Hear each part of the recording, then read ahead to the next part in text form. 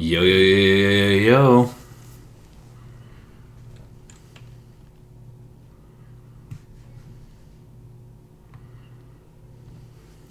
Hey, Warm. What's going on?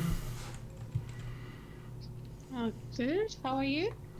I'm doing fantastic, thank you. It's good to hear. Really good. Yeah, yeah. Not many people. Yeah, yeah. That's I okay. even sent a message to the farm account just in case someone is in there. Oh, sweet. Awesome. Awesome. Um, Perfect. Well, who do we got here anyway? We got ECMF. Hello, E. How you doing, friend? Pretty good, friend. That's good, and thanks for being here. Kona. What up, Kona? The king himself. Yeah, what up, guys? How you doing, man? Good, good. Decided to grace y'all with my presence. Oh, always, always our pleasure. Always.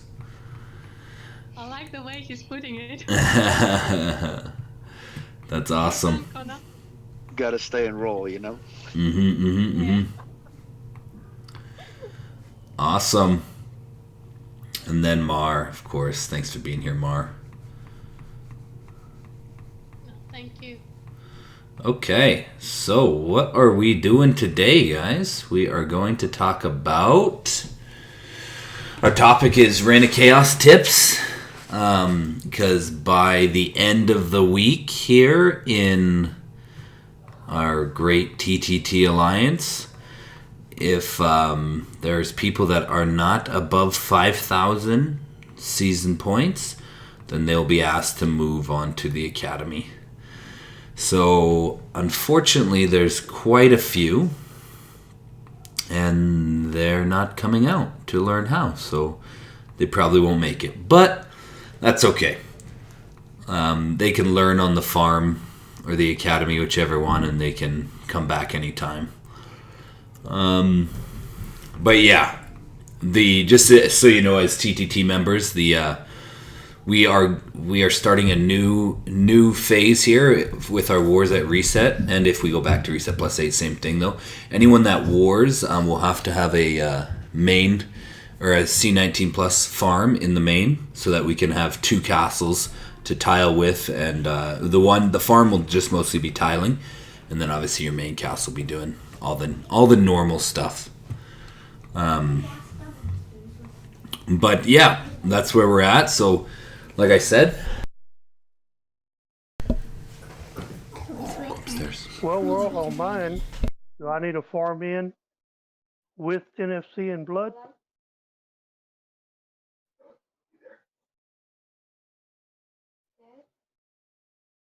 Hey, Blood. Thanks for being here. Just one sec. Be right back.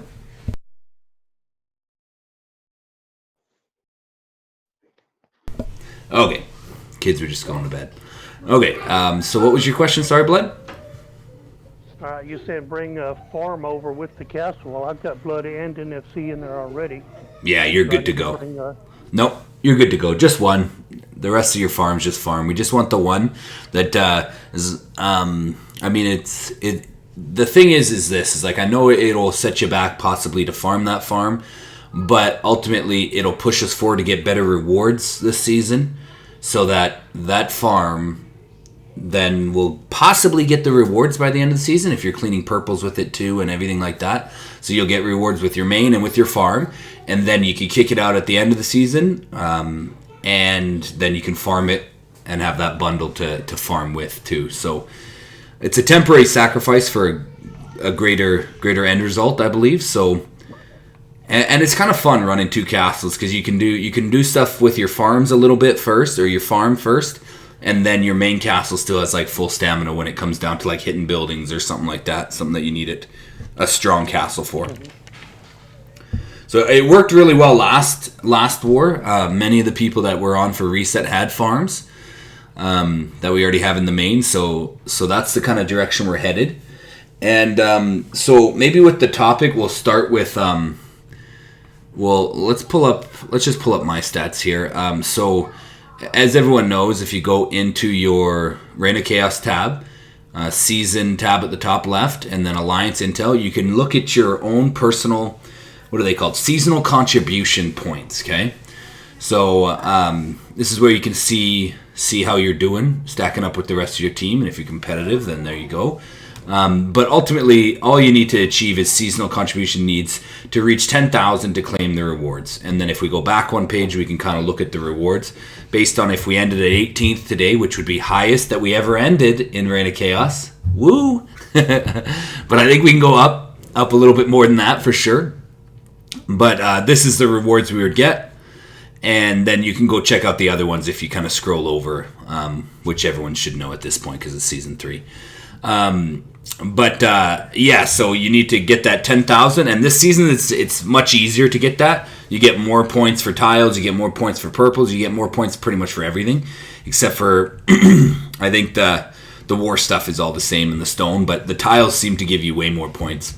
Like I don't know what I ended last season with, but I'm already at 23,000 in not even 3 weeks yet, and that's just from tiling. So yeah. Okay, one sec, guys.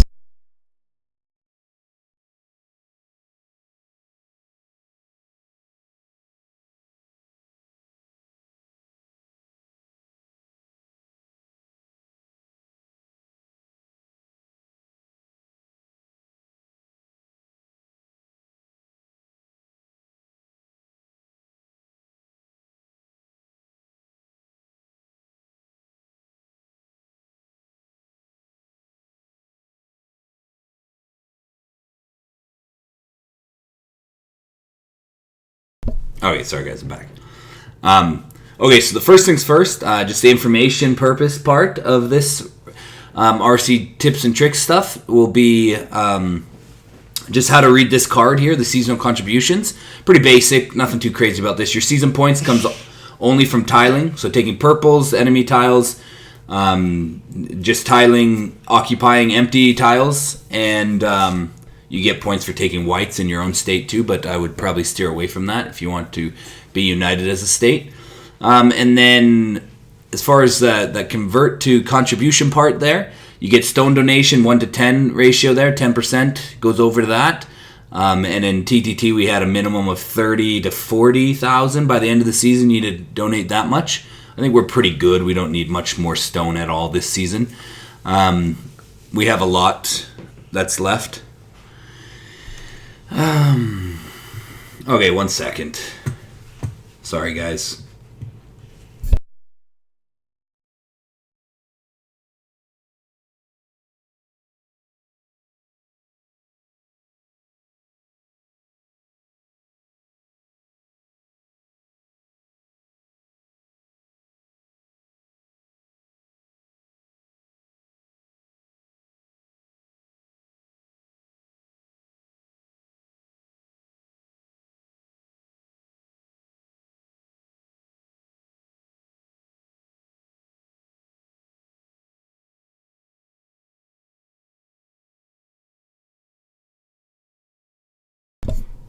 Okay, I'm back for real this time. Is everyone still with me?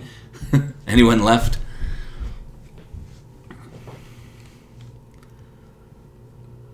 Of course. Okay, sweet blood. Thanks for sticking around, guys. Kids are just in the process. Hey, Edwin, how you doing, brother? Fine, thank you. Good job in war yesterday, man. You crushed it. Okay. It's fun. Yeah, it was fun, wasn't it? It was a lot of fun. That was probably one of the funnest wars, most fun that I've had in a while. That was really good. Okay, we got a few latecomers coming. Great to have you, Edwin, Lenny, and Green. Perfect. Thanks, guys, for being here. Anyway, I'm going to continue on here before my kids distract me again. Okay, so we're on the stone donation. That's 10% goes over to your season points. And then you get some seasonal contribution points for your total war demolition value. So that's basically peeling health points off of a building, right? If you go into your Legion, let me show you that real quick. Your Legion, oh shit, wrong button. Okay, your Legion, right? You have demolition values for your Legion based on what kind of troops you have in there. So if I was to hit a building and no one was in there and I got through, 599 health would come off that building. And that will go directly over, if we go back into the Reign of Chaos tab, Intel, and back to my scorecard here, it would go right into here, and then it's the same thing as the stone, a 10% ratio conversion over. So basically, as you can tell from this, if you were just to analyze this, tiling is where you can get a nasty amount of points for Reign of Chaos. If you're always tiling, basically every 9 to 10 hours, you can tile 40 tiles, right? And then obviously war comes and you might need to use it for other stuff. But if you're always constantly churning through your stamina and using it primarily for tiling, you're going to get massive season points and you won't have a problem at all. So not to put anyone on blast, but if I scroll down to our team and we see some people are, let's use Mr. Celtic King actually, because he's no longer with us anyway. So this player in our alliance has recently quit, but as you can see, they've done one tile. They've taken one tile, and their stone donation is pretty minimal. So if you're looking to contribute to your team, and often teams do have some kind of a minimum you have to achieve in order to participate next season or even during the season. Here at TTT, we have 5,000 by the end of the week for the season points. So if you're not hitting that 5,000 mark, then this information that I'll share with you today will be very beneficial. As you can see, I'm well over that, so it's not very difficult. Like I said, even if you only pop into the game for 10 minutes every 9 hours or something, which is kind of reasonable if you're still playing the game at this point, that doesn't seem too unreasonable. Yeah, and you burn that through, you can get your score pretty high on that. So that's the scorecard. So bare minimum 10,000 to get your rewards for the season. Your team, like I said, might have a different goal, so just kind of keep up to date with that. And it's not like it's punishment based and like we want to get rid of people or something, but it's very essential to have it as many people as possible. You can only have 100 people in an alliance in Rise of Empires. So the idea is that if 100 people are all pulling weight, you can really get something crazy good accomplished, right? And it's just fun. The more people participating and the more fun you have. And at this stage in the game, in Season 3 of Reign of Chaos, if you're not doing Reign of Chaos, there's really no point to play the game anymore, in my opinion. There's many other games you can play that you could just play like a Farmville style. But this game is designed for these major events, Reign of Chaos being one of them. So get the hang of it early and stick it out, and it can be very fun. Okay, so moving on from that, the other part I want to talk about within that scorecard there was the season points, right? So how do we get that, and what's the most effective and efficient way that I found to get those points? So that's what we'll kind of focus a good chunk of today on, is that. So if I go over to, so what do I've got to do? If I go over to my territory, I'm full in my state. Basically, let me, I'm full. I'll just do that last one later. But I've got some tiles I can take in the enemy state. So basically, if you go to your Reign of Chaos hub there and click on territories, you'll get your breakdown there, and you're trying to keep that you're trying to get that closest to full as possible all season long by dropping lower level mines, right? So if I go into one of my sections here, these are all the different categories, obviously. Go into one of my sections, let's use this one. I've got some 11s, and clearly I can take 13s because I've got 13s too. So I'll be wanting to rotate those 11s out into 13s basically as soon as possible, right? And if you're always doing that every day, all week long, the whole season long, and you're always trying to rotate to maximize your top level mines, then you'll have no problem. That's my number one tip for getting season points. Always rotate to your maximum level mines as fast as possible. And then even when you get maxed out at your max level and you're waiting on upgrades and stuff, because as you get to 13, 14, 15, 16, it takes quite a bit of resources to upgrade. But as you get up there, then like churn them, basically is what I'll call it, and just like drop a 13, grab another 13, and do that with your stamina, because that will always help you get more and more points too. And the nice thing is you don't really have to focus too much on the churning thing, because After every war, there'll be purples, so you'll have to drop probably some tiles for war anyway, depending on what role you have in your team. You have to drop some tiles in your state and the enemy state. And so after war, you can clean purples, pick those tiles up, then drop those purple tiles if they're not the right mine or the right level for you, and then you can just get back up to your max capacity again. So nothing too complicated. It's just as you go through the game, you'll accumulate those points very easily, as long the only thing you have to do is make sure you're always tiling, right? No matter what. Taking purples, taking higher level mines, whatever it is, always be tiling outside of your wars.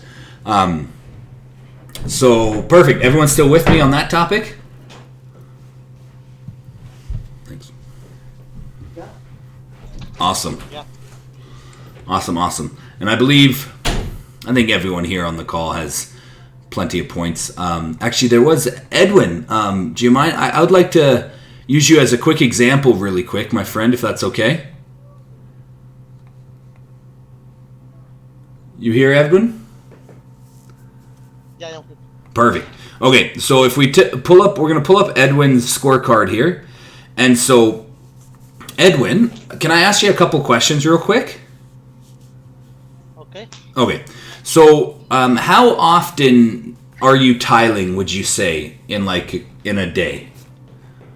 Are you using all of your stamina for tiling, or are you only using 50? How much of the stamina are you using, do you think, to take tiles? All the stamina in my all legions. Okay. So, what tile level are you at? Yeah. What is your tile level, your highest tile level? 9 right now. 9s. Okay. So this score will jump up dramatically because, as you can see, you're at 2,131. And as you go from zone 1, 2, 3, 4, you'll get more and more points as you go. I think a tile in zone 1 is worth 1 point. And then, I don't know for sure. I haven't really checked, but I would say probably 2, 3, 4, just like that, and follow the zones. So as you take more level 9s, because now you're into zone 3, right, Edwin? Yeah. So the moment you convert all your lower ones up to 9s and 10s, then moving on, so forth, you're going to start jumping in season points like crazy. Yeah. So you're doing great, though. Good work. Keep it up. You're at the 5,000 mark, so you're right on par there. So you don't have to worry about taking a vacation to the academy team. So I guess that would be the final point in this category, would be that as you get farther into the season and into the deeper zones that you can take, those tiles are worth more points, and especially clearing purples in those zones too. For instance, I am in zone 4, right? So to clear a purple in zone 4 compared to zone 1 is going to grant you heck of a lot more points. So the faster, and that's why in TTT especially, we're trying to get as many people to 12s as fast as possible, because then you can at least sit in zone 3 for the majority of the rest of the season, or venture into zone 4 if you have the troops and feel strong enough to do that. Make sense, guys?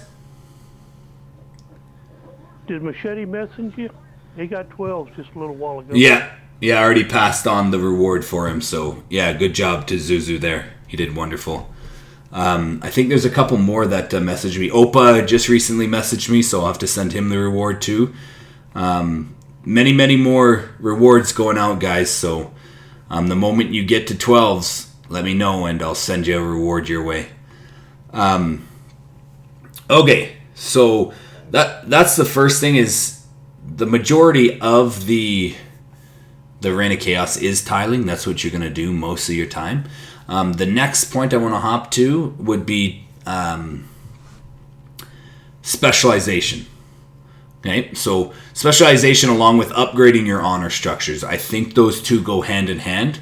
I believe they do, and I usually use them at the same time. So with Specialization points, there's two ways that we'll talk about this. The first is free to play, and the second is kind of a spender. Not even a crazy spender, just like a light spender. I'd say, $100 a month that you spend on ROC, you can get a lot accomplished with $100 US, 100 US. And you can reset and reset back a few times with spending that much. So that's basically per season you'd spend like roughly $150, maybe $200 per season. So nothing too crazy. There's a lot more people that are spending a lot more, but you can get a lot of value out of that $200, I believe, and that's a good place to spend your money. So let's start with the free-to-play, though. So free-to-play, mostly a couple things set the parameters for free-to-play is you'll be a lower spec level than probably I am at right now. You'll be somewhere between 30 and 40 if you're in Season 3, and maybe even a little bit just approaching level 30. If you're well below 30, though, then, time to smash some more tiles. But with spec points for free-to-play, a good place to hang out is blue left. It's not bad because you can churn through resources that way, open some queues. But I believe the best place to hang out, depending on what level you're at, of course. With specialization, it greatly depends on what level, what spec level you are at, of what strategy to use. It's more on a case-by-case basis. But a good place to hang out, too, for free-to-play is down the resource specialization and then bottom right here, down the middle thing, which gives you honor every time you hit a tile. Because the nice thing, the great equalizer, there's two great equalizers in Rise of Empires, I believe, shields and stamina. Those two things are pretty good equalizers from free-to-play to spenders. Because what they've done, the developers have made stamina cost a shiz ton money. It exponentially gets more expensive every time you buy a pack and use it to repair your legions. So unless you're going to be a super spender, stamina, I would stay away from that completely. And the nice thing about free-to-play is it equals you out. Everyone's got the 40 marches every 9 hours, right? And what you do with those 40 marches can be, you can do something better than possibly a spender if you play it correctly. So, resource specialization, bottom right. And go as far as you can, as many as you can, and then if you get to the land development one, and then you go around the outside. Because each node that you fill up gives you another 9% territory battle honor. So why that's so good is if we look in, let's go to your mail, and if you go to Reign of Chaos battle reports at the bottom, you'll see a couple things when you take a tile. So I took this tile, and you get some loot, obviously a little bit of loot, and then you get honor, right? And this is where this is going to dramatically improve. So this is a level 12, I believe. Where does it say the level? A level 12 right there. Level 12. And so last season when I was spec'd into green right, I was getting probably, I think it was, I can't remember exactly, but it was 15 to 16,000 at a level 12. And that was a level 12 empty, which you get more for mines than for empties. So that was a level 12 empty. I was getting more than a mine at level 12 with no specs into there. So very beneficial for free-to-play because it will push your specialization level and you'll feel like you're getting something accomplished. And then as the later seasons come on, you'll have more options to do, even remaining free-to-play. So that's what I would say mostly for free-to-play, either blue left and maybe a little bit in blue right if you want to increase your loyalty. But as free-to-play, you'll get there eventually. I wouldn't waste too much time in blue right. Blue left or green right, basically, to keep churning those out. And then as long as, with the honor structures in that same pattern is, typically what I did as a free-to-play is I tried to get to tile level 9, so I put all my coalition bases to get me to tile level 9, and then I would work my frontline workshops as high as I could go. Usually 10's a good stopping point. And then I would push my coalition base camps again up to as far as I could go. I think I got to 15 was the highest I got one season as a free-to-play. So yeah, just start with coalition, flip to your front line, and go coalition. I wouldn't even waste too much time on your assault fortresses. They're very expensive. Later on in the season, you could dump some of your construction materials in there, but I wouldn't do anything into those until you get your frontline workshops to level 10, so that you can actually burn through some of that resources, and you can still not be the same level as the spenders, but at least be not too far behind, so you can at least get to zone 4 before the middle of the season, hopefully. So that's what I would say as free to play. Everyone still with me? Yeah. Awesome. Yep. Okay. Yeah. Perfect. So as Now, as like a spender or whatever, like a moderate spender, we'll just call it a spender because, yeah, we'll just call it a spender. So as a spender, you have a few options because you're buying, first of all, as a spender, this is what you should be buying. Bare minimum this, anyway. If you go into your castle and you go to the Benefit Center, you should be buying this Imperial Investment. It's $10 US. I would buy it every week for 8 weeks, so that's $80 of your $200 for the season. Not bad. The benefits are disgusting. Best $10 you'll spend in this game by far. You get 10 extra tiles. You get faster marching speed. Your abandoned tile is -10, and then your healing is so much faster. Your frontline workshops 50% speed increase, and you get honor boost tickets to help you while you're tiling, while you're upgrading buildings, all of that stuff. But definitely the best $10 you'll spend in this game is that pack for ROC. And then outside of that, if you go into your hub again there, and you click on this top bit, that's where all the packs will be. I would say you could do that, and then what I did at the start of the season 2 is, oh, look at this. They already got honor medals out. Holy shit, they got Eden stuff out, guys. Whoa. Actually, no, that's not Eden stuff. That's just a cool thing. Okay, anyway, we'll talk about that later. What is Eden? What is Eden? Eden's the next season of Reign of Chaos. Yeah, it'll be Eden season 1. It used to be called Reign of Chaos season 4, but they've changed the name to Eden, and it'll be slightly different. A lot of the same basic concepts, so we'll talk about that in another information session. Great question, though, Edwin. Because I bought the pack, it's not here anymore, but there is a $70 Canadian, so that's got to be like 50, I don't know, probably 50 US. Construction materials, I think it gives you $1 million material, I think. Yeah, it's $1 million for $70 Canadian, so $50 US roughly. So at the start of the season, I would spend $50 there, and then you're good to go, and then you're just buying that $10 thing every week, and that will basically chunk up your $200 per season kind of thing. Because the reason why I'd buy that pack is you get $1 million construction supplies, and basically you can get all your frontline workshops up to about level 7 or 8, I think, and then that'll give you a good jump start on just focusing on your coalition base camps and churning out material to get those up faster. And this is the first season I did that. I used a little bit of money in Reign of Chaos I never have before, and it greatly improved the first 7 days dramatically, and it was a lot more enjoyable to tile, if I'm being real about it. It was a lot more enjoyable. So as far as that goes, that's what I would spend on as a spender. You could buy some resets, like the basic reset is not a bad idea if you really need to swap out of something. I don't think you really need to do that, because as you buy that Imperial Investment, you get one free reset every week, as long as you use it, and then you can use it the next week again. And there's also this 2 specialization resets that you can buy if you get into some sort of bind, but I don't believe you need to buy that if you plan everything accordingly. So now, as a spender, what I recommend doing and what I've been doing this season is just double resetting a couple times. And what I mean by double reset is this strategy. So you'll be, let's say the starting point, so the parameters for this spending is the start, you'll be in the right, blue right, to increase your loyalty right at the start of the season so you can take higher level tiles right away. You'll be in blue right, and then a little bit you'll be in blue right for as far as you can go pretty much.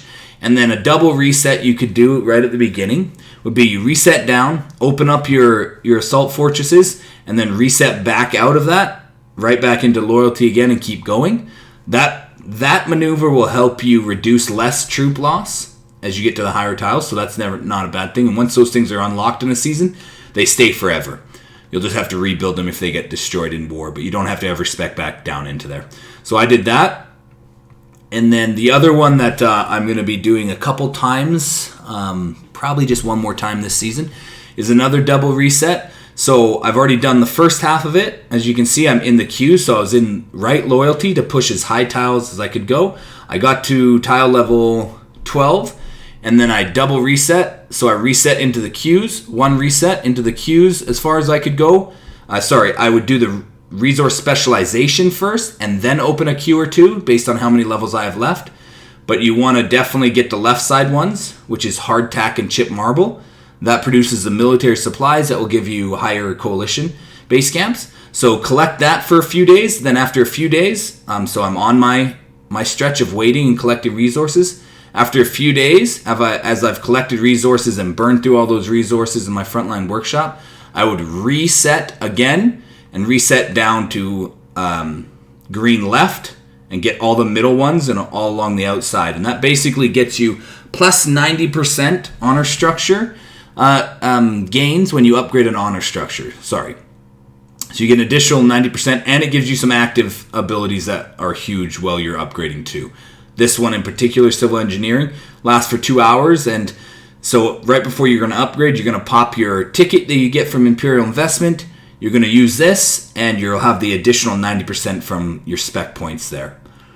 And that should allow you to jump 3 or 4 levels, depending on where you're at, all in one go of spec. And then the moment you're done that, then you can just respec into whatever you're doing.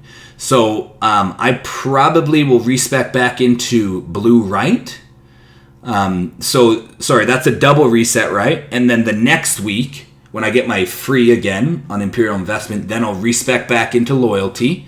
And that should push me, I'm hoping, to tile level 16, but it might only get me to 15 and a half, and then I'll just have to grind for a few days to get to 16. But it allows me to jump. Like the first time I did it, I jumped from 12s right to 14s. And then this time I'm hoping to jump from 14s right to 16s, but we'll see because the gap is a lot larger. I might just end up at 15 and a half. I'll let you guys know though.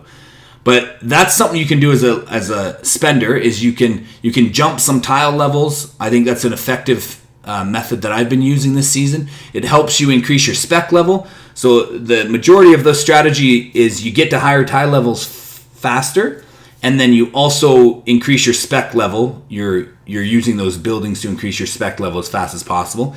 And at the end, when you get to tile level 16 or something like that, then I would just reset with one of your Imperial Investment resets and just do all tiles.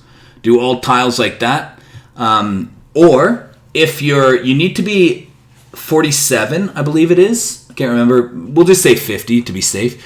If you're at spec level 50, then you can mess around in red. I'm not going to talk too much about that because most of the people in our alliance are not at 50 yet. But there's a lot of cool strategy you can do when you get there, and you can use a reset every kind of week kind of thing to take care of some of that. For if you're planning on going up against a particularly hard opponent, you can use some of those bonuses over there to help you in the war. So yeah, that was a lot of information, right? Hopefully you're able to follow through with that. This recording will be up on YouTube anyway if you want to just catch it again there. But pretty basic. We're at season 3 now, so we should all be thinking of these things anyway, and not too hard to follow along with that for sure. Just a cool strategy, just because you, as a spender, the nice thing as a spender, you get one free reset every single week. So every week you can move around from one plan of attack to another plan of attack, and then you can use that to maximize your spec levels, get your resources out, move you up tiles, and even eventually when you get high enough specialization level to get you into some combat stuff to help your team win some wars. So like I said, you don't have to spend too much money in this game to have an enjoyable time, and you also, for Renacast, you don't even have to spend crazy amounts that just to accomplish some of these reset stuff to amplify that free-to-play experience a little bit more. It'll make it a little bit more enjoyable. I'll tell you, this season, season 1 and 2 in State 341, I was free to play all the way up to the end of season 2, and then I've spent the first money ever at the end of season 2 just for Reign of Chaos stuff here, and Season 3, the first 3 weeks of Season 3 has been crazy, crazy fun. Just spending that little bit, $50 to $100 that I've spent so far. Just on those things that I talked about. So very enjoyable. So if you got the means, it will improve your fun, and that's not a bad thing to spend money on sometimes. Okay. So I think that's where we'll leave it for now, because that was a lot of information. But we'll do another one next week. Another information smash. So basically we cover tiling and increasing your seasoning points through tiling, and then specialization with honor. The one final point, sorry, before we move on from this and get some questions here. The final point for that spender strategy is obviously whenever you're into the green left is when you're going to want to upgrade your buildings. Don't upgrade any buildings until you're into that with that strategy I was talking about. So probably in a couple days, or what day is today? Thursday, so my thing comes back again on Sunday. So maybe on Sunday, after I've accumulated all these resources and I'm burning through them with my queues, I need one more spec level. I can open one more queue, which will be very effective. Burn through all that stuff a little bit, and then I'll spec on Sunday back into here, and hopefully I go up a level or 2 or 3. We'll see how many buildings I can get churned out, but that's when I'm going to upgrade everything. I'm going to upgrade all of it. And if you're ever wondering what buildings give you the most honor for spec, frontline workshops, then your assault fortresses, but your assault fortresses are, your fortresses in general, guardian or assault, they give you a lot of honor too, but they're very, very expensive, not very cost efficient. I would do frontline workshops, coalition base camps, and then fortresses if you had to pick and choose once you're in that green left. So I'll be doing all my frontline workshops, probably up a few levels, and then coalition base camps so I can take hopefully 15, 16s, and then I'll push my assaults with kind of the leftover construction materials, see how far I can go with that. All right, makes sense? Everyone good? Yeah. Sweet. Okay, well, let's get into questions. So we'll hop right into questions now, and we'll any questions about Reign of Chaos in general. It doesn't have to be about any of the material I covered, but just in general, if you had a question that you're thinking about. War related, anything.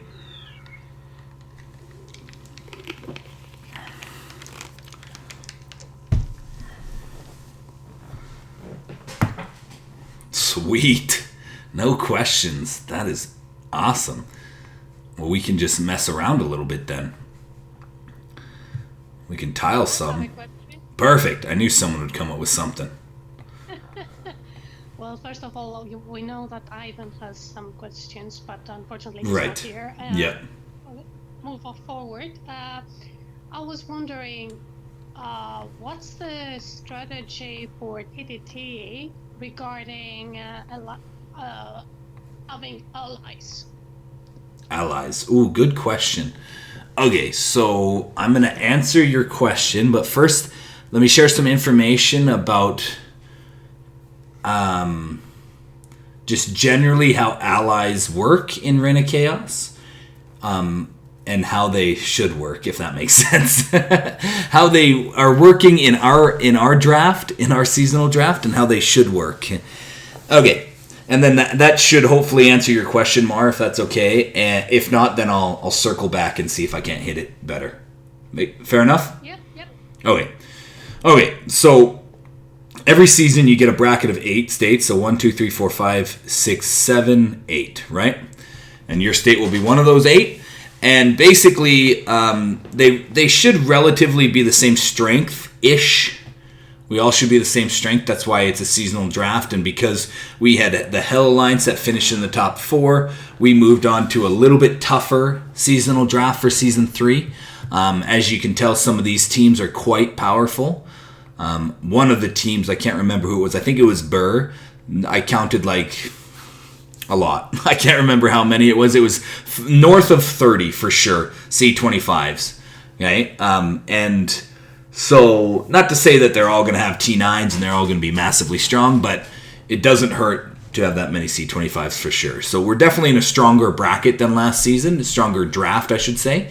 But as the way I believe that allies could be effective, let's go with how I believe it would be effective, is if your allies, the biggest thing post season 1 is Destroyer Shout. Your allies, if you're going to make allies, I would ally with people that are willing to help you when a Destroyer Shout is cast on you, and you're willing to help them when a Destroyer Shout is cast on them. Because really, scratch everything else, tiles, all that shit, cleaning tiles, forget all that. Destroyer Shouts are a big game changer. Wouldn't you agree? Yeah, absolutely. Right? If you get one cast on you, well, then it becomes like panic mode, right? That's what happened a lot in our season 2. Whenever we get one cast on us, we're just like scrambling. We're like freaking chickens with our heads cut off trying to figure out what to do, right? Because they're right there. They're right there. They're like 2 tiles away from your buildings or right on your building. Something crazy is happening, right? So if you were to make allies in Reign of Chaos, I think that should be part of some agreement you talk with your allies with. Obviously, the cool part about this game is Clash of Province prepares you for Reign of Chaos, so you meet a lot of states through Clash of Province, and we've met states like 343, 340, all these states that we've battled against through Clash of Province, and then we were matched up with them in Reign of Chaos. We've developed some relationships with a lot of these states, and it's always wise to always be open to working with anyone, I think. Never shut any doors completely. But that being said, if it's not beneficial for your team, then I wouldn't team up with anyone, right?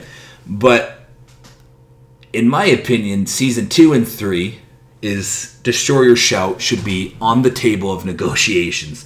Like, okay, we're fighting at this time typically. Will you be able to help us with Destroyer Shouts? And then vice versa kind of thing, right? Because it doesn't matter if people are cleaning tiles or helping doing this and that. If a Destroyer Shout gets cast, well, you have a high chance of losing the war, in my opinion. Unless you can also get one off. And sometimes that happens and sometimes it doesn't. We had it both ways kind of in Season 2. Right? So yeah, that would be how I would set up allies. And then aside from that, you can work out some negotiation with help cleaning. All that becomes very self-serving in my opinion, and I wouldn't even bother with that. I would just say, like, when you get to a neutral state, for instance, like say we're allies. We'll give a good example because we're pretty much allies at TTT with ROG. It's not like we don't have allies at TTT really. But we'll say ROG is the closest that we've got. So if we see ROG in a state that is a neutral state to us, so not their home state, not our home state, example 329, right? Let's go over and zoom over there right now. I've got some tiles over there, and all our boys and girls from ROG are also over here near my tiles, right? Oh, that's Fox. We won't talk about those guys as best I can. UOD. There was ROG people over here. Okay, so ROG, right? They've got tiles all near my tiles and metals and primes tiles over here. And because we're friendly with them on some level, we've just decided that we're not going to take each other's tiles in a neutral state, right? If they ever show up in our state, we'll definitely take their tiles. And then if we show up in their state, they'll take our tiles. That's the kind of agreement you could do between allies or friends or whatever you want to call it in this game. Anything beyond that with tiling becomes very self-serving, and it's very hard to police it, and you're going to spend 95% of your fucking time in this game policing that shit, and it's going to not make the game as fun, in my opinion. So those are the only two things that I would ever recommend you buddy up with people with for Reign of Chaos at all. Everything else, I've been through many states, many Reign of Chaoses. Everything else just becomes so complicated, and one alliance will do it for a self-serving purpose, and the other person will become very jaded by that, and then it's just a shit show to try and work together ever again, basically, right? And I think at TTT we all know an alliance that is that way with us. So what I've decided, to get back to Mars' question, I guess, is to just say no allies. People are always welcome to message me on Discord or in the game if they would like to work with us on a case-by-case basis. But that's one moment in time that we will work with you or figure some negotiation out, and then after that, we're back to nothing. If that makes sense, Mar. Yes, kind of. Yeah. So I would assume you have a follow-up question with that. Was there an example? Maybe if an example was brought up, then it might be easier to answer. I'm not sure just what angle you're looking at here, I guess. No, mostly regarding purples. So Right. Okay. Yeah. Okay. Perfect. Which ones we are taking, if we are taking, and in which state, in our state, in other states. Yeah. This kind of stuff. And that's Yeah. why I was wondering if we actually have allies. Yeah. Because I'm also referring to the messages you'd sent in the previous days. So a bit, yeah. Yeah. So, no worries. So, as I'll just say for TTT right now, it's all case by case. So basically, this is why it's so good to have proper communication in Alliance, I believe. So if one of your leaders says, okay, we need to clean these tiles now, and I guess in this instance, because I'm heading all negotiations with other states at this point, just wait for my final say in TTT on what tiles we should be taking and not taking, because those people will communicate to me first above other people most likely, but I will make the final say regardless of who they communicate to, if that makes sense. So basically, because yes, at the beginning of the season there were some 4AH tiles, some JPH tiles, there's some other tiles from 330, but they were in our state and they were fine, they were helping us, but then we happened to have a war in their state, if you remember. I don't know if you were online for that one, Mar. We had a war in their state, and now all of a sudden they're helping their fellow statesmen, which is fine, which I believe that's what they should do, but now the problem becomes this. Is down the line, because we fought in their state, what's stopping them from fighting in our state and using those tiles? And we could say, well, just honor code or some shit, but ultimately, like, why leave it down to some honor code where we can actually control the situation a little bit, if that makes sense? So it would be, we don't have any allies. 333 is in our state, and I've marked those people to clean. 340s in our state also. I would mark those ones to clean if I could find them. I saw some earlier, but they were only in zone 4 and they were far away from where we're at, so I didn't mark those ones. But it'll be kind of after every war, whoever enters our state, if they don't message me, we'll just clean them, kind of thing. If they don't want to work with us, we'll just clean them. So I guess just clean whoever. When it comes to purples in 341, TTT, clean every purple you see. Does that make sense? Yeah, that makes absolutely sense. Okay. Very simple that way. Then we don't have to worry about whatever. And then if there's a purple we shouldn't clean, I'll send out an all mail and go with the latest all mail, basically. Because at some point, I'm sure ROG will get into our state if they ever end up having a war.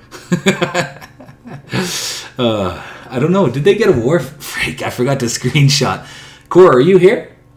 Is Core here? Core's here. What's up, Core? Anyway, I can't, I don't. Oh, hey, buddy. How you doing? You're good. Sorry, I was just scrambling to go back to the mute screen. Yeah, no worries, bro. You had a war? Yeah. Oh, yeah. That's a whole nother story. Yes, we got a war. Okay. We got OWA. Oh, geez. Well, that should have been fun. You have to tell me all about that after. But yeah, basically, I'm sure ROG, for example, Mar will get into 341 at some point, and probably at that stage, I'll talk with Corcat, and I would imagine we'll agree on not taking each other's tiles, just so that they can help us down the line like they did in season 3. And I mean, we'll try to get in their state at some point, but we failed miserably at it last season, and so I would love to return the favor of them helping us, and we help them back, but for some reason we can't seem to stay in states too long. So we'll see. Maybe we'll get into their state this season and we'll be able to stick it out there. But yeah, that's as far as our state goes, right? So 3-4-1, and then like I said, any other state, you're free to take whoever's tiles you want. At this junction right now, in 3-2-9, GD7 has approached me and asked us not to take their tiles, and they won't take ours.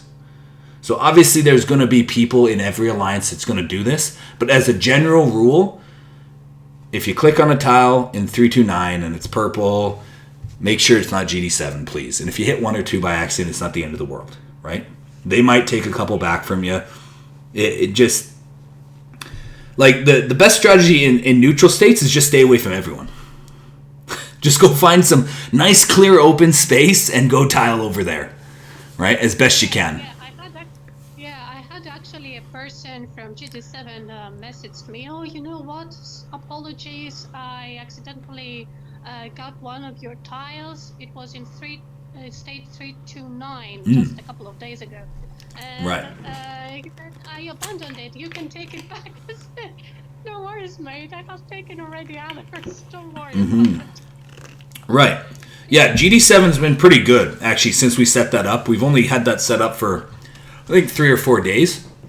They've been pretty good. I haven't heard too many complaints from their side or our side too much, and everyone's being pretty respectful on both sides. So that's the kind of agreements I believe you can have that are healthy for Reign of Chaos. Yeah. The other ones become very predatory very fast, as we know from last season.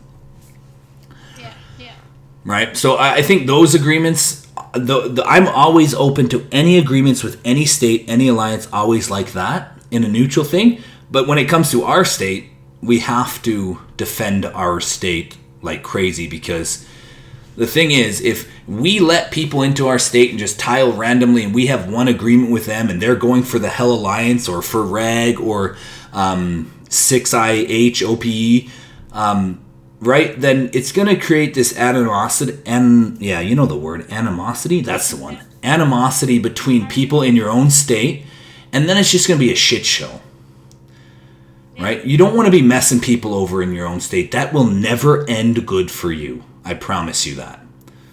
Right? Just work with them as best you can and try to make strides. And I think 3-4-1's a good example of you can be at each other's throat, and then you can also make steps forward over time as respect and stuff is built up and trust is built up. And yeah, we had many people from the Hell Alliance help us in our last war. I'm not sure how it went. I haven't had a chance to talk to Metal at Reset Plus 8. Hopefully some of our members were able to be online and help them for their war. We'll chat about that another time. But yeah, just little stuff that's both symbiotic on both sides, right? You never want something that's very predatory or something like that, right? Or parasitic, whatever the opposite of symbiotic is. Parasitic, I think, right? Those things just really, they make people quit the game, right? We had a lot of people that don't play as much anymore from Season 2, unfortunately. And they also just make the hardcore people that stuck around just a little bit jaded towards these alliances when, hey, it's just a game. We don't need to be taken so seriously. But sometimes these things happen to you, and it's hard not to take it seriously, if you know what I mean. Yeah. So, hey, look, my building's on fire. I'm going to repair it, guys. Watching live. Your leader's doing something. Who's this? Wall Farm 10, Waro Farm 15. This is why I'm trying to give away my farm, so I have to stop repairing these freaking buildings. It could be someone else's responsibility when it no longer has my name on that account. Oh, jeez. Yeah, great question though, Mar. Does that kind of answer it? Yeah, absolutely. Okay. Now I have a more clear picture of what we are actually, which alliances we can call allies and which not. Yep. Very basic. 3-4-1. No one can come to 3-4-1 because we don't want them to get on Hell. We don't want them to get on Reg. We're part of the Mega Hive, and I believe everyone in the Mega Hive need to work together, right? Yeah. Because I think the other person I told you about hasn't contacted you, right? I think it was trying to do the academy stuff, right? They were trying to get their academy to war or something with our academy. Yeah, they haven't. They haven't. I'm not sure. I think they maybe realized that our farm wasn't at 10,000 points or something, or maybe they were talking about the academy because I think our academy. No, our farm is at 10,000. Our academy isn't. So our little t, capital T, the farm is at 10,000, and then the academy's only at like 6 or something. So. It might have been. They haven't contacted me though, but yeah, like if they do contact you again, just like tell them that there's no one that's like actively playing. Yeah. Like there's nothing. Academy's just over 5,000.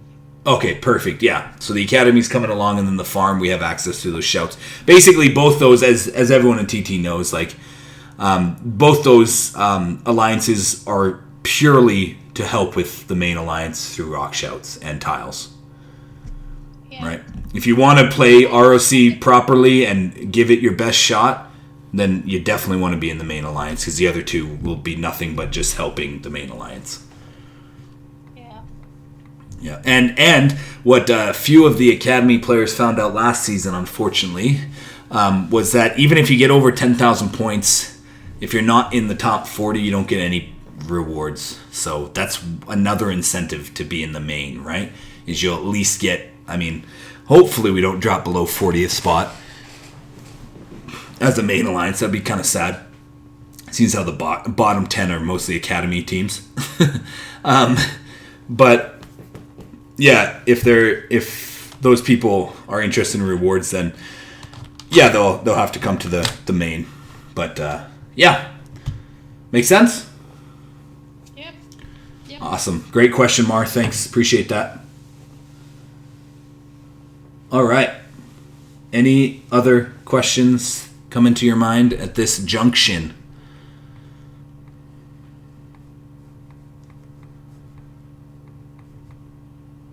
Yes, no, maybe so.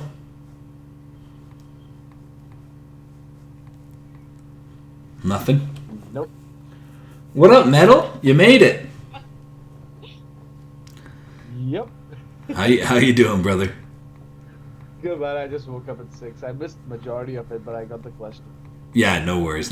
The info session, for whatever reason, I can't get my stream to stream properly. It's my computer's just not handling it, so I'm just recording this right now, and then I'll upload the whole thing, but then I'll cut a section of just the information smash, which hopefully will be.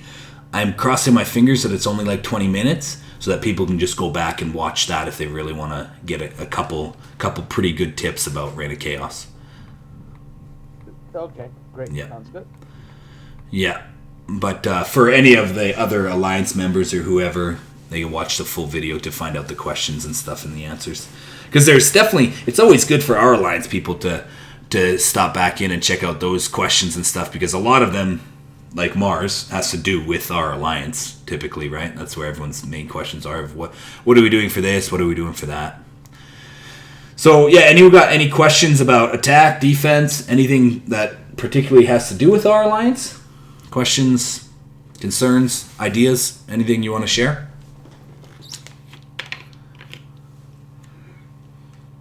Yeah, just a quick thing. I keep asking about the farms and who are the RPOs. I just found out yesterday I was an RPO. Nailed it, bro. Well done. Well done. And I'm like, I go and I'm like, oh shit, I am one. Oh boy. I said, make one of the RPOs declare war. Yeah. Well, The thing is, I yep. don't know, when can we declare war with the farm so we can use those rocks? Because I don't think we have used them yet, have we? No, well, I think the farm just barely crossed over 10K. Like, it wasn't that long ago. It wasn't like at the start of the season or anything. Yeah, that's fine. I mean, like, we had it for the previous war. I think so. Did you guys use them? I don't know. We didn't. Nice. I just didn't ask. We didn't need to. Luckily, we didn't need to. Okay, good. Yeah. But I mean, like, I want us to be prepared during the war. It's like, okay, declare immediately. We need the farm rocks. You know? Yeah. Yeah, so... Keep them for, reset +8 when we are warring, when hell is warring, and we don't require them because it just goes in waste otherwise, doesn't it? Yeah, so basically, what's a good strategy with that? We'll talk about how to use your farm and academy alliances effectively. We'll touch on that, and that should help with your question, I think, too, here. So a good strategy for every main alliance usually has a couple other alliances, if not like 8, like in ROG's in 343's example. They've got like 8 other alliances that they're under their umbrella, but we have 1 or 2, and then we have a few others, but I don't know what's going on with those, and I have no control over what happens there. But basically, what we call our farm, which is little t, capital T, and then our academy, which is capital T, little t, I want to say. Just the opposite, right? Yeah. So those are our 2 that we control. And basically, as you can see, if we go to the back, like what we've done, our academy is tiled, effectively gridded out the area as best we can, all the way up to the next one. Oh, look at that. Noli did make it to Rag. Oh, interesting. Anyway, so gridded up to the next alliance in the Mega Hive with the farms and academy. And then also, to Metal's point, using those rock dragons once you get over 10k points. Because as long as, oftentimes, teams will try and void your main tiles, right, from your main alliance. And they'll end up hitting through your farm or your academy or something, right? And they won't even be thinking necessarily that, oh, we got to watch out for this, and then we can rock those castles out as they're pathing or destroyer shout or something, right? And so, and then of course, in order to do that, you need 10,000 seasonal points as an alliance, right? And not too difficult to do as long as you have a decent number of people in those, right? And they're moving and tiling and doing stuff like that to help out the main alliance. You'll get to that 10,000 straight way, not too far off the beginning. And then, yeah, the most effective way is to position those alliance centers out in front of you and part of your mega hive so that they create some distance just with their buildings, like we have done with our academy up to the north, and then our farm is off to the left, I believe, after Rag. That's OP, that's Rag, and then our farm is off to this way.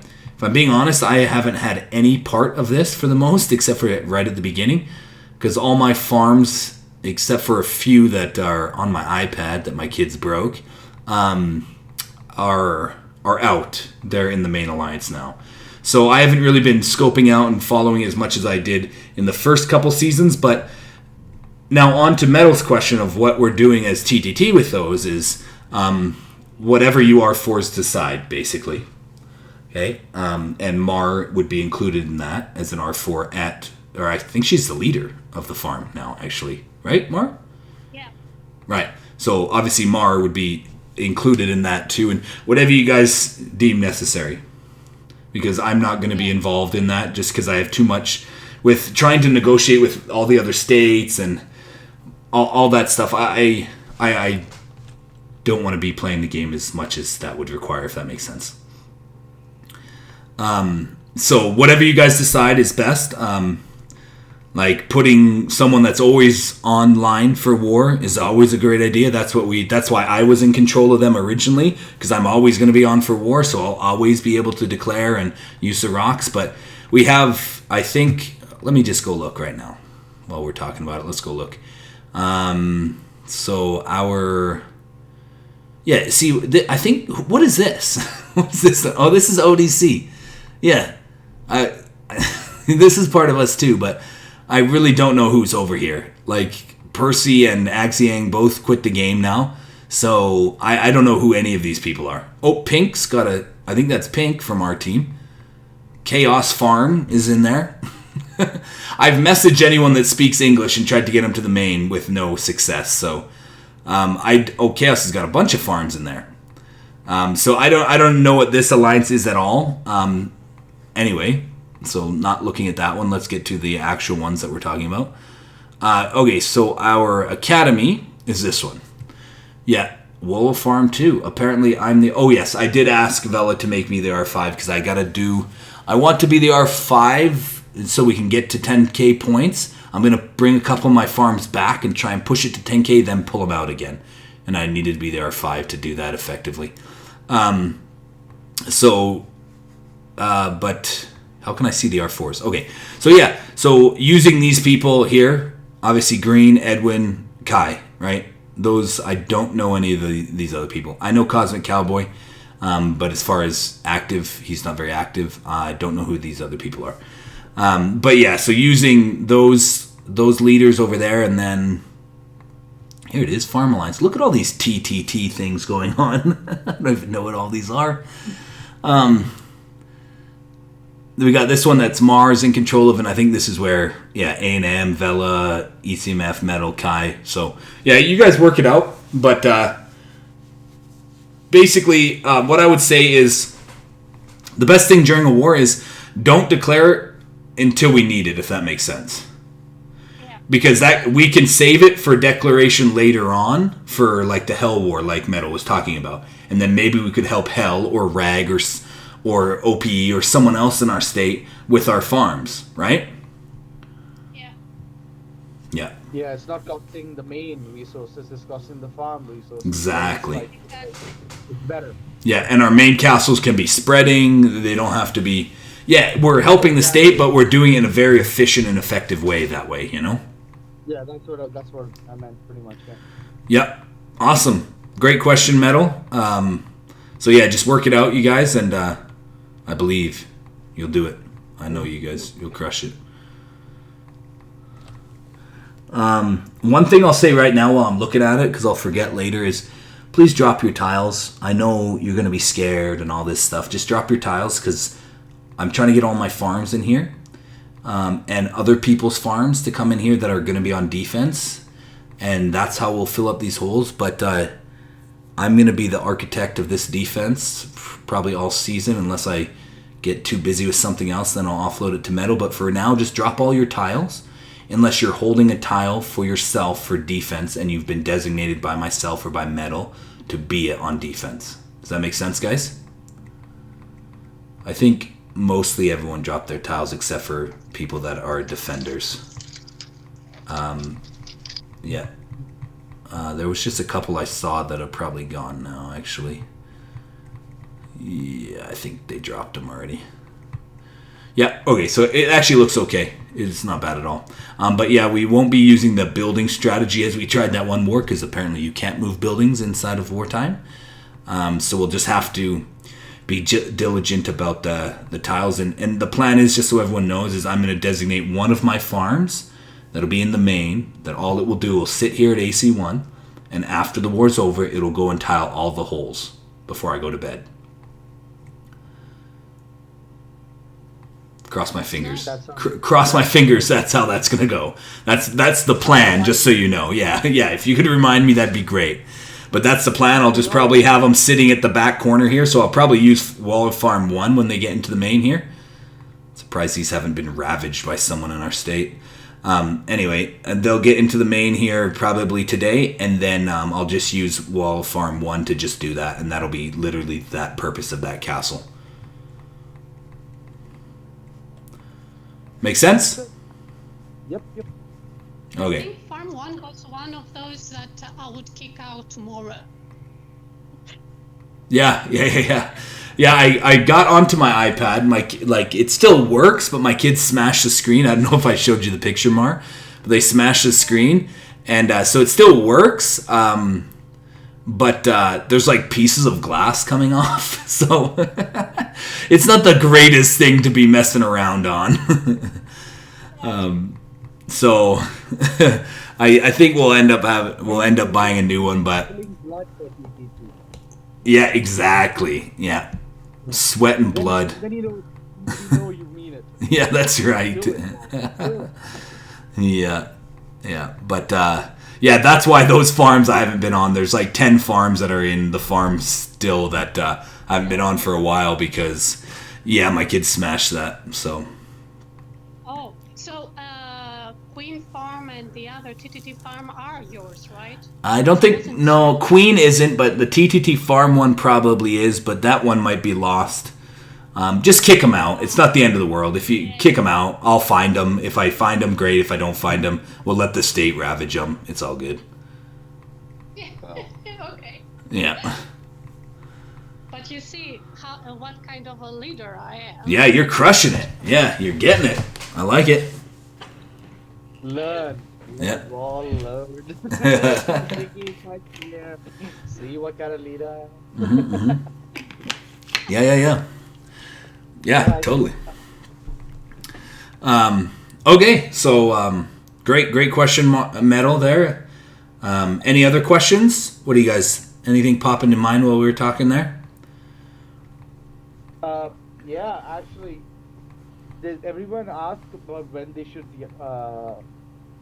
when they know when to open up the second queue for their processing of resources. No one asked. What would be the question? Sorry. Okay, so now let's you see people have come to us. Tons of people have come and said, "Oh, what do I do with my specialization points?" Right. We've at that point they have to. I just want to make it very clear that everybody has to literally almost every week. You've got to reevaluate your specialization points, especially if you're a minor spender. Yep. Because so it's good to keep an eye on that because I've opened up my second queue and it's made a huge difference. It's put me back on top because I'm able to process quite a lot of resources now. So, but like for yourself, Paul, you're still on one queue, right? And now it's become tougher to upgrade the CBC. Who? Sorry? You got to two queues.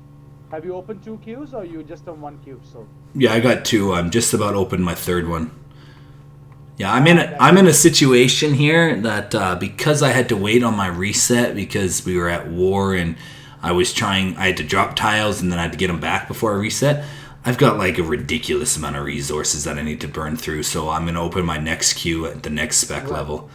So that's literally my question is that, how to evaluate when you need more queues or when you need, it's going to be on a case-to-case basis again, unfortunately, but well, ground rules.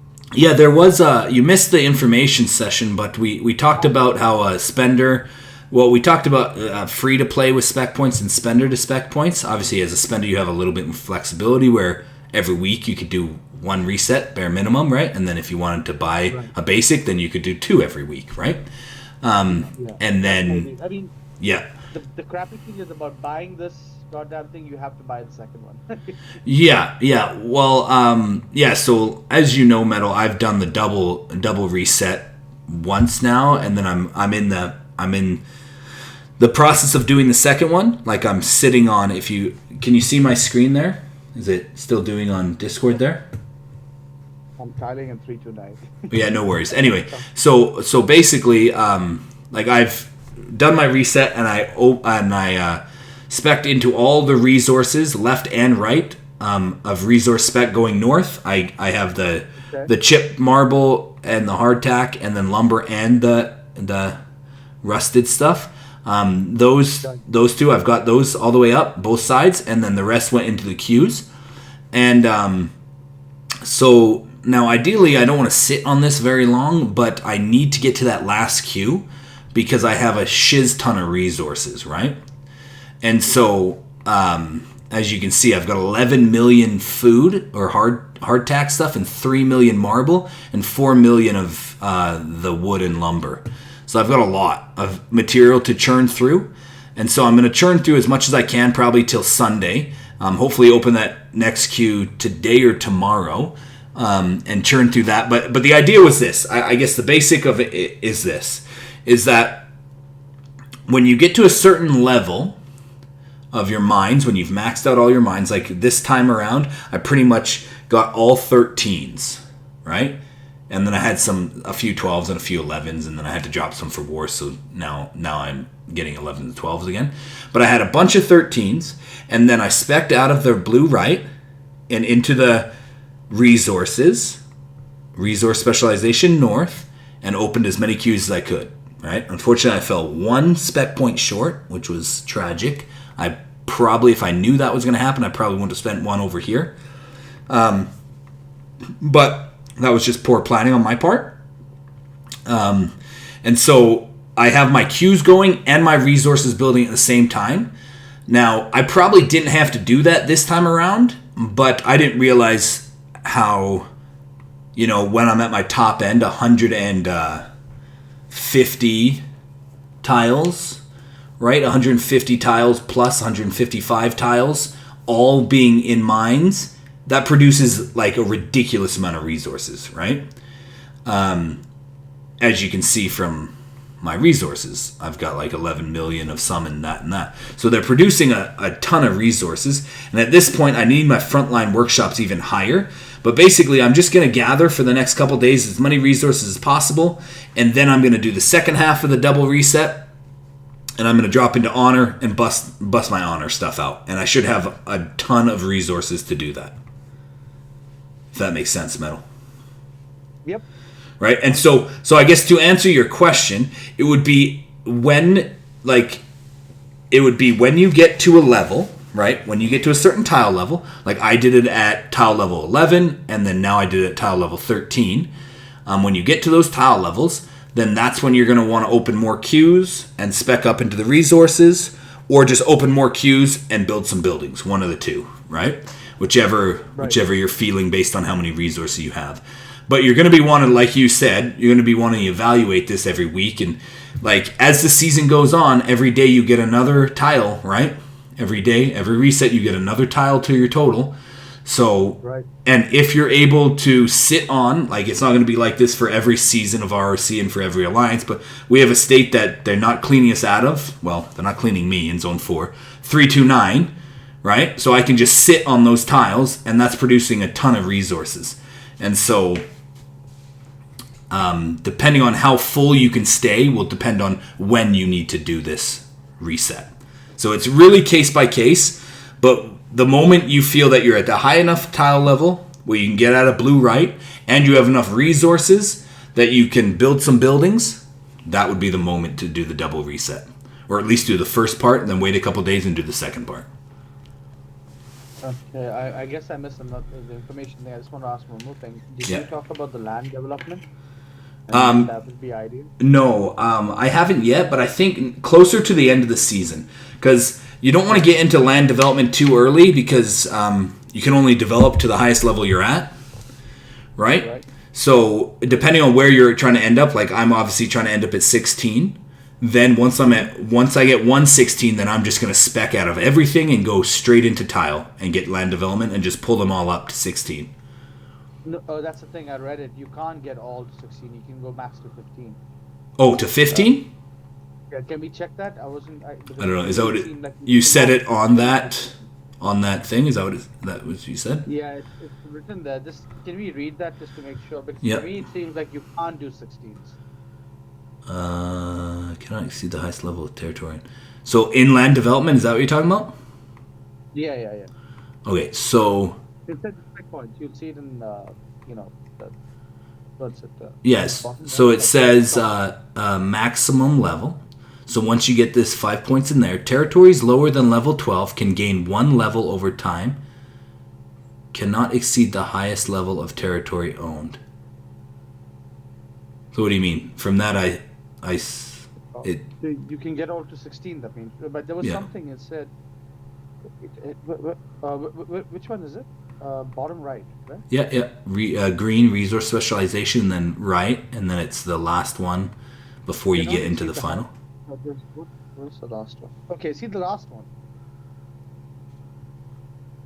That's the second one. Oh yeah, shit. Hold on. Yeah. Just wait. So territories lower than 12 can gain 1 level over time. Oh, I think that one will get you to. You can go up to level 12, and then this one will get you to level 16s. Yeah, right, but territories lower than 16 max level. Territories lower than level 16 can gain 1 level over time. So that means we can get 16s. Yeah, so a 15 could gain 1 level to 16. But yeah, you'll have to go all the way down, and that's why I would say once I get to 16s, I'll just spec into this and get all the way to the end. We can do it. When developing. Interesting. Yeah, well, I don't know if I'm going to do that for sure. I'll definitely spec into the stamina stuff, and we'll see, because it's not like you need to be holding. Once you get to 16s, like, why do you need the rest at 16s? For sure, right? Like, you definitely just need to get to 16s for sure. And obviously having more at 16s is great, because you'll be getting more resources, and you can push your honor buildings, and you can increase your spec level for sure. But it's not like you need like 150 16s or some shit, right? No.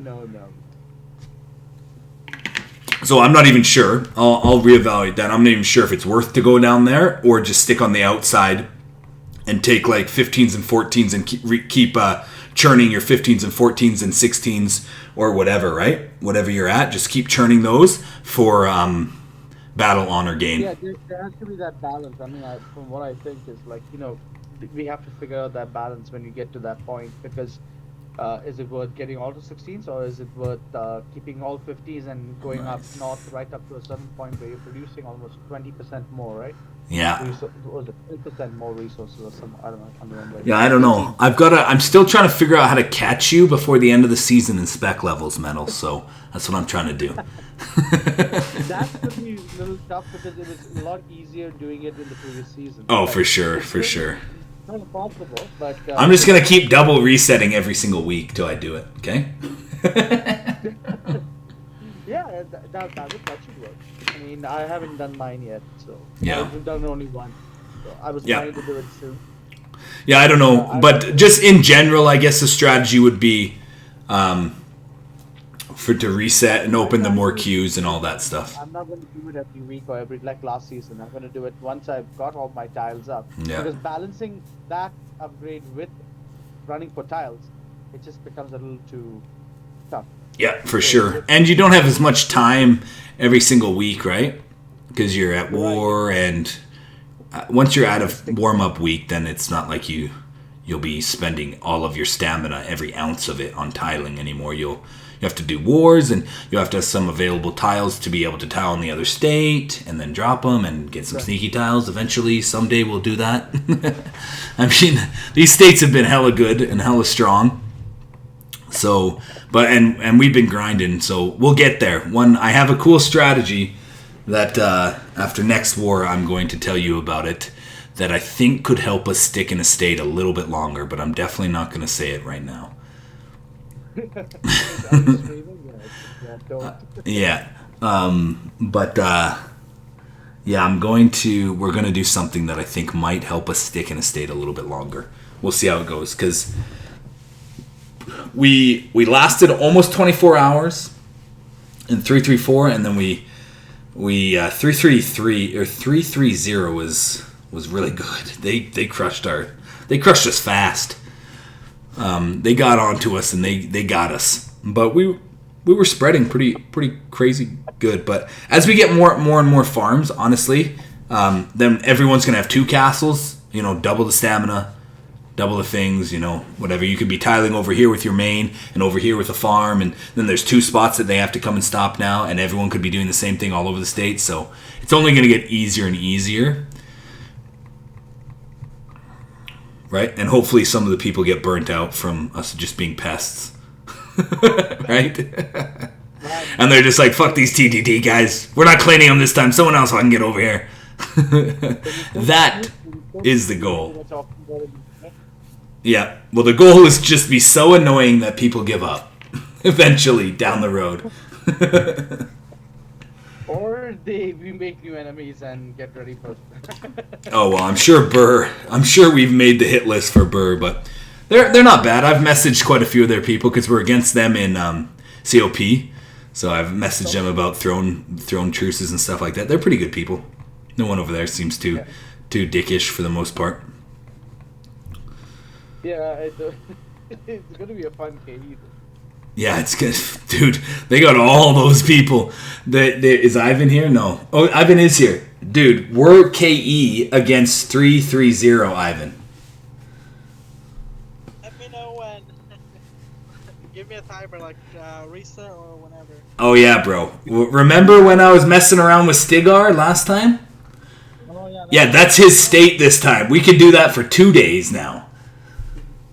I mean, I'll be honest, he got the better of me. He hit me like 3 times, and I hit him once and failed. But he lit me on fire 3 or 4 times, and he chased me. He chased me all the way back to our state, and he got me before my shield came back on. Oh, he was determined. Yesterday too. I was like, because they thought we were about to hit one of their buildings or something. And I was like, what? No, we would never do that. Nobody in our state would do that. Yeah. Well, I think Drud did. Oh, you did? I don't know. Someone had said I was just in and out as you guys were messing around over there. I was trying to get as much as I could done while I was looking after the kids. But, yeah. Lenny and I were working together pretty good for a bit. You know, like, that's 3X style and Stigar style. Oh, yeah. Stigar is from 3X, isn't he? Yeah. Oh, that's so funny. We're not doing anyway. Yeah. Oh, it's funny. I was like, not Dude, now you can change the name of your legions, and it will still stick now. I found the new guy.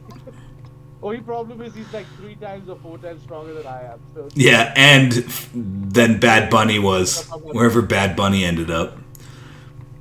man, I hope he's there. It'd be funny. It's still I don't think so. Probably died off in that state. But yeah, all right. Well, if any other questions, last call for questions, and then we'll just hang out. I'll stop recording here for YouTube, and we'll just hang out or do whatever. Did you see the video I sent you yesterday? No, we'll chat about that in a second. I haven't looked at it yet, but it looks hilarious. It's actually not hilarious. I thought it would be, and then I started watching it, and I was like, damn, these guys are fucking good. Oh yeah. I didn't expect it to be that bloody good. Yeah, we'll check it out after. Any final questions here before we wrap up, guys?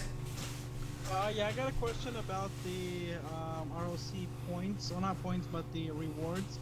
Because I know like there's like 9 people or whatever to get like better rewards or more tickets or whatever. Like, how is that determined? Yeah. So the moment someone asks about them, you get crossed off the list. So sucks to be Ivan.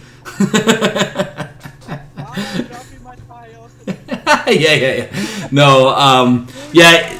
This contribution reward is bullshit, in my opinion. This is literally how the game. This is the social experiment ECMF's talking about. This is how the game pits you against your fellow fucking alliance members, and then when someone doesn't get a contribution, then they're pissed at the 9 people that did, and of course they're pissed at the guy at the top or the gal at the top that had to divvy it out.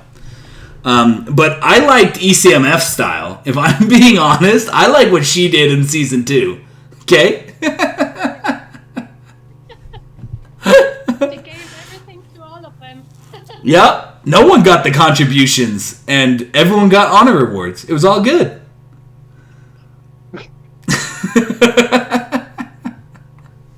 No, typically how I'll do it, like it depends season to season. Whatever we're focusing on for the season, whoever does best at whatever we're focusing on is going to be getting one of those. And ultimately, at the end of the day, guys, like I said, please be easy on me. There's only 9, and there's like fucking at least 20 to 30 of you that are busting ass, right? So just be easy on me. I'm going to give it to people that have, like, this season, I'm going to give it to people that stepped up from other seasons. That's the criteria this season. Right? Because, like, there's a lot of people that are always doing good. Obviously, Metal's always doing good. Prime's always doing good. People are crushing it on tiles. Always people are doing this. But we have a few people already this season that have tremendously stepped up. So a couple of those people will get them. And then we'll just kind of go from there. But the only thing that could take you out of the running for that award, I guess, Ivan, I don't know what the criteria would be for sure to put you in the running. The only thing that would take you out of the running is if you stop answering my all mails when I ask a question, and also if you drop all your tiles, like you said. That would definitely put you out of the running. I just want to comment on that. I think that's a brilliant idea. I think that's really good because at least, definitely it makes sense, which is to pull people up. I think it's a great idea. Yeah. Well, ultimately, what we've always been at TTT and what we're trying to get back to again this season is we're trying to be well-rounded, right? we don't want to be top heavy as an alliance. I believe that is not the best strategy, where the top 10 people or the top 20 people in alliance hold all the power and everyone else just fucking is their minions that does their bidding, right? I don't want anyone to feel like we're just puppet masters moving them around, right? Obviously, we're going to give guidance and we're going to help them as we're playing the game more than them, most likely. But if they're willing to step up and show up for wars or tile their heart out and get their contribution points up and all that stuff, as long as they're willing to do that, they'll definitely be in the running for that stuff. And I think we should definitely highlight those type of people, right? Because that behavior, I think, will help the team grow for seasons to come, right? Instead of just rewarding the top 9 people every single time. Like, yeah, it'll make sure those 9 people never quit, sure. But outside of that, you can't fucking do much with only 10 people on the team, as we found out. Right? Agreed. So we'll try and pull everyone up. And what I'm working on right now is I'll probably swing where there'll be other rewards that I'm going to give out beyond 9. We'll see how many farms I have left at the end of the season. But there might be something where... I will stuff I'm flirting with right now is I'll buy a pack for the next 10 people or something. Buy one of the packs, like a $25, $30 pack for someone, something like that, just to offset the difference in the rewards, if that makes sense. Because like the difference, if we look at, let's go to the rewards. I'm trying to find a way to offset the difference. Like if you did something that was worthy of the contribution, but you unfortunately were the 10th person, if you know what I mean, I would still like to reward you in some way and make up the difference. So basically the difference is 15,000 gems. Gold is the same. That's the same. And then an extra hero or 2, right? Is that 2? 1, 2. Yeah. So probably a pack that has the equivalent of that in some way, right? And I'll just PayPal or whatever's easiest for people, whatever country they're in that works best for them, and send them money that way so that they can buy a pack to offset that difference. If that makes sense. Yeah. Right? Because I want to reward people for trying and giving it and stuff like that. And it's not fair that the game only gives us 9. I think they should just take that shit out, first of all. Take that shit out and increase the honor rewards just slightly up for the whole team. Because this shit just is literally just pits people against each other and not a healthy competition way at all. Yeah. Okay. Okay. So good question, though. Great question. And if you're not part of TTT, well, tough luck, because most alliances are run in a very top-heavy kind of way. So good luck. Unless you're a super spender, then you'll probably get it. Okay. Oh, I had another question. So, like in my farm, like my farm accounts or whatever, when I hit buildings like last war, and then taking like different type of like tiles, like I don't get those rewards on the ROC page or whatever. In that farm that just joined? Is that what you're saying? Yeah. Yeah, because on the Reign of Chaos or the quests or whatever, like on my main one, like I get the Yeah, the cross-province ones? all those. Over there, I'm still not getting it, so I'm trying to figure out, like, do I have to level something up so that opens up or something? So. Yeah, I noticed that on some of my farms, and to be honest, I didn't check further past it because I don't care about my farms, if that makes sense.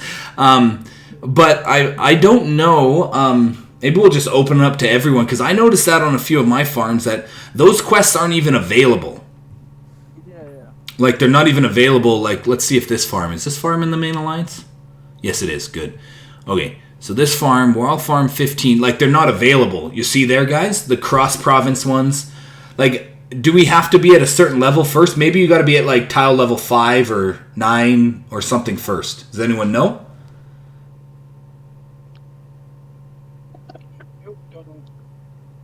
Makes a difference if you joined after the beginning of the season. Oh, really? Well, I had it with my main account. I had, like, a time where I hit buildings and stuff, and cross provinces, and I didn't have the quest up? Yeah. So that's why I was trying to figure out. I don't know. I think the best thing to do at this junction for sure, Ivan, on that account, message the devs or whatever. I've never messaged the devs, but I think you go into this little thing beside your castle, and you can find out how to message the devs or something. Yes, go ahead, Core. Sorry, I'm just trying to do my farms at the same time with this hourly. I believe for that one you have to unlock a certain amount of quests from the beginning when you first start, like the Reign of Chaos tutorial. You have to do a certain level tile, or there's a certain amount of quests you have to complete before that opens. Okay. My farm, I noticed that on my C25 it wasn't up there, but now I've used it a little bit more. Now it's here. Okay, so there is a quest at a certain amount, maybe tile level or something, then it will open the rest of them. Yeah, I'm not sure exactly what node it opened up, but I did take my farm to another province too. Maybe that helps, unlock it. You actually take your farm to another, cross province. If you just leave it in your state though, and you've never moved it, then it might not, unlock that, quest to do. Right. That's just a guess, but mine was the same. But now I have it on 2 of my farms. Right. I'm using them more, so yeah. Okay, so yeah, Ivan, I think because you did move it, thanks, Corcat, appreciate that. So I think because you did move it, it probably has nothing to do with moving it, but more to do with maybe you're not high enough level tile or something. Because I don't know if any of my farms are actually that I've brought over. Because it could be that thing that ECMF said too, but based on what Corcat just said, I don't think so. I think it's once you get to a certain tile level, then it will unlock those ones. I don't remember on my main castle. Maybe 9. I want to say maybe 9, Ivan, when you get to tile level 9. Something like that, maybe. So maybe you be the case study on that, Ivan, or I'll try on some of my farms if I can get around to it. I just hate. If I'm being honest, guys, I'm not giving these away because I'm overly charitable. I'm giving them away because I hate managing them and I hate going into them and hate trying to fucking take a level 2 resource plot and I lose on that shit on a farm. I just immediately log out. I'm just like, fuck this. I'm out. I'm not doing this. Fuck it. That's what I do with my own farms. Oh yeah. The ones you've done. Oh my goodness. It's annoying. So the ones that I've acquired, those are the only farms I use, not the ones that were meant for farming, I guess, originally. You go through it once, it's more than enough. You can't go through it second and third. Oh my goodness, yeah. 10 times? Yeah, just imagine how many times I've tried on these freaking farms. Oh. That was like when I was logging on and you guys were doing that stuff and I was on Warrell Farm 7 and I was like, yeah, I'm going to be over there in a second. You guys are in Zone 2. I'm going to take this level 4 and then I'll come on over. I lost on the level 4 and I just logged out. I was like, fuck that. Okay, I'm over it. Not happening. Okay, can everyone tell me how good did it feel to get stopped by 60 to 70 castles yesterday? Oh my goodness, yeah. How many castles did they have, right? I was like, how do they have so many people active at the same time is what went through my head. It's like, yeah. 60 to 70. I mean, we don't have that in our whole state to do that. We have maybe 20 at one time. Yeah, I think it's because, we're pretty split, right? We have a group of people active at Reset and a group of people at Reset +8, like the Chinese alliances and the Turkish. I guess not alliances. The Turkish and Chinese players will be Reset +8, and then all the English-speaking people will be at Reset for the most part. Right. And so they just maybe have more at the one time, you know what I mean? Where we're split over those 2 times for the whole state. Probably right down the middle, I would say. Maybe actually even more on at Reset +8, come to think of it. At one point, I had 24 and higher castles surrounding me. Yeah. Taking a screenshot of that. That's the fun part. This is the fun I've missed from Season 1. Season 1 was similar to this. Oh, yeah. Where, I'm not talking about this blocking, but the fun that we were having. Yeah, that's right, man. I'll tell you, man, the last 4 days in particular for me have been hella fun playing this game. Yeah, I enjoyed it. I've enjoyed it. Yeah. It's like, for instance, I know I was crying when I was getting hit inside the AC, but if you saw me after the war, it was the most fulfilling war of the whole, I think, of 1.5 season. Oh, I bet, man. I bet. Just, dude, you were literally 1v20. Like, you were just, it was you doing it. Fun. It was Yeah. absolute fun. I didn't mind because I hate it when I'm the guardian and I get hit because I can't do anything back to them. I mean, they're not losing anything compared to what we are. But this way, if both of us are losing, then I don't mind it. You know what I mean? Yeah, exactly. Yeah. Honestly, I think they lost more than what I did. There's no doubt. Oh, I'm sure of it. I'm sure of it, bro. You crushed it. And it's even better. But my highlight from working that 330 a little bit was when Lenny and myself, I had a couple of Zhang and Percy and my main and Lenny, we were all working in one area. And, dude, Lenny, do you remember that one dude that kept porting back his farm? And then we would just black shout it away and tile underneath it? Yeah. Yeah, he did that like 10 times in a row. I'm just like, dude, this is literally helping us. Like, we don't even have to corridor or anything. You're just helping us. Man, I can only imagine his fellow statespeople were so pissed every time he did that. Like, they're blocking perfectly, then he comes over with this freaking farm, and it's at like 40% health, and I'm like, okay, bud, let's do this. Let's do it again. That's the guy you mark. I mean, we have to follow that guy. Yeah, that's the one. Search for that guy. At one point, though, he did refresh some bolts because Lenny hit him like 3 times and I had to hit him a couple times, and then we zeroed him again. Yeah, but you can only do it like once or twice. I mean. Oh yeah, in a farm? Yeah. Yeah, that's the beauty about bolts, right? I mean, it's a I would say it's even against the 25, you have enough dragons, you are what do you call it? Evening the odds. That's that. Yeah.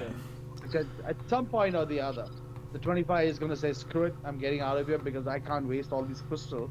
Just to refresh, dragons, right? Yeah. Yeah, just because it does.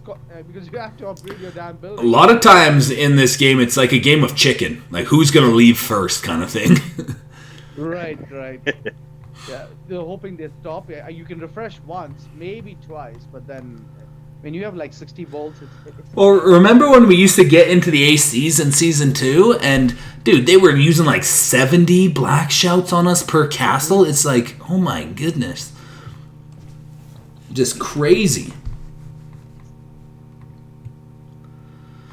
But, yeah, that was hella fun, and we're going to keep doing that all season long. And I've got a couple strategies that came to mind to hopefully allow us to stay a little bit longer. If not, because all we got to do, it's hard on the weekend war, like after the Thursday war, to stay because they got 3 days. But all we got to do is stay till the next war, you know?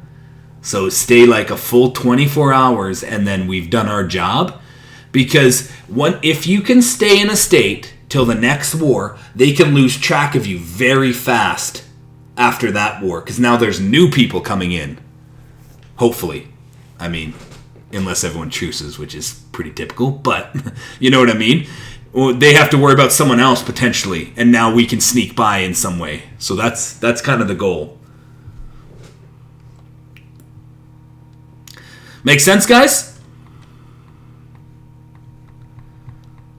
Yep. Yeah. Sweet. All right. Great questions, Ivan. Did you have any more there, buddy? My thing was like when we placed the ACs during the start of war, or not the AC, the rally points, because like I feel like I wasted way too much stamina on the going to level or to the AC2 from like 300 meters or something away, or 300 clicks out. Is there like a better way to do it so I don't like waste it, or so buildings or something like that? So is there a better way? So rally points can only be placed in zone 1, or after you take that alliance center, then you can go to the next zone with your rally points.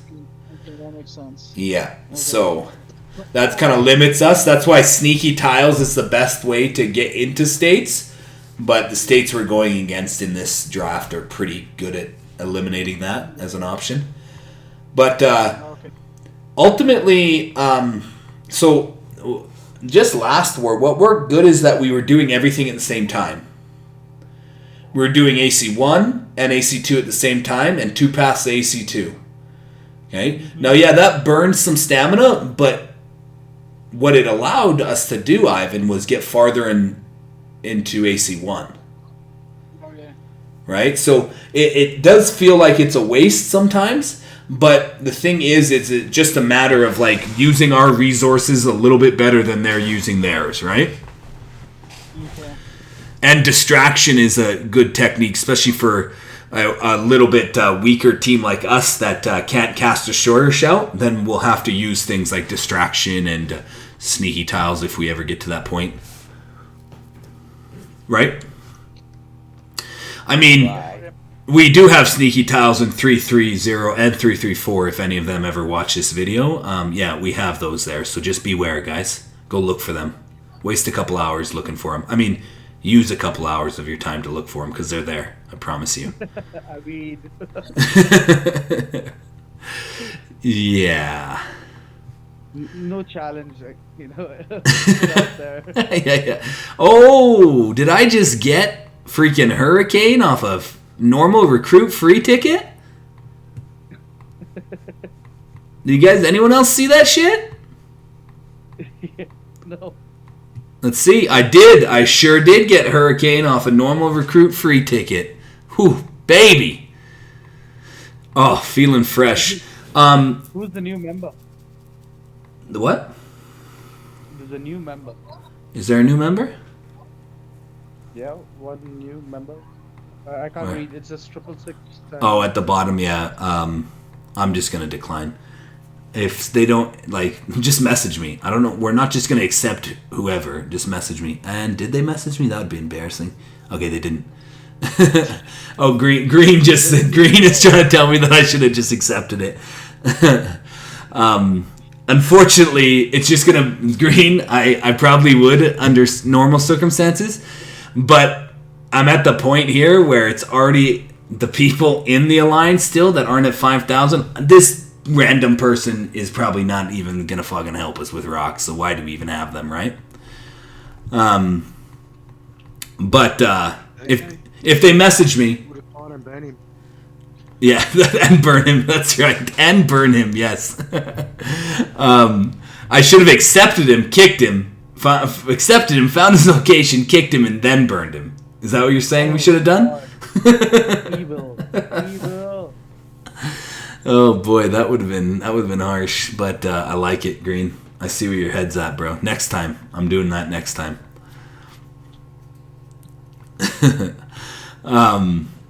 But yeah, great. 1 minute till we're done. Any other final question? Oh my goodness. Oh my goodness.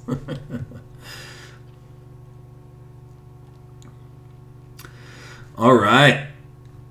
Well, been a pleasure, guys. Hopefully that's useful. That'll be up on YouTube. I'll hopefully cut the 20 minutes.